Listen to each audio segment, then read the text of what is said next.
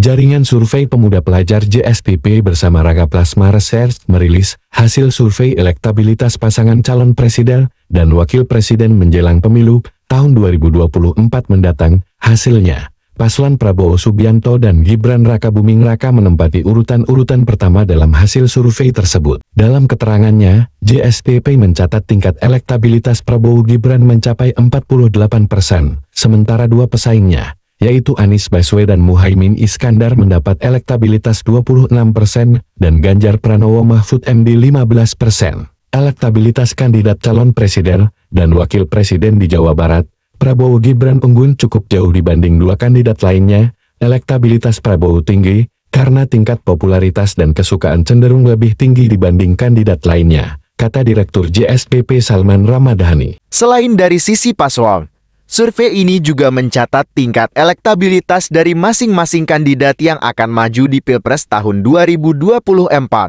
Hasilnya, elektabilitas Prabowo tercatat mencapai 88%, disusul Anies 78%, Ganjar 73%, Gibran 62%, Mahfud MD 49%, dan Muhaimin 44%. Dan untuk tingkat kesukaan dari masyarakat Jawa Barat, Prabowo mendapat 74%, Anies 67%, Muhaimin 63%, Gibran 61%, Mahfud MD 59%, dan Ganjar 55%, ucapnya.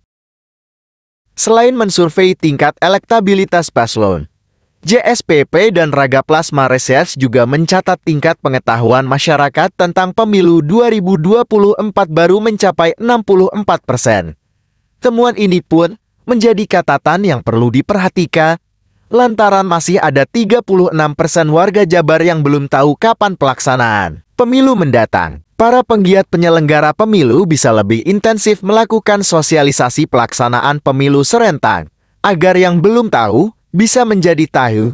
Media informasi yang dapat digunakan berdasarkan hasil survei yaitu medsos, TV, spanduk baligo, atau berbagai media lainnya, ucap Direktur Raga Plasma. Kemudian terkait kampanye negatif, masyarakat perlu diedukasi agar lebih bijak dalam melakukan cross-check informasi negatif.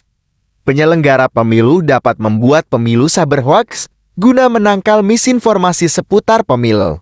Di samping juga tentunya menegakkan aturan yang tegas terkait kampanye negatif, agar pemilu bisa berjalan secara jujur dan adil, pungkasnya.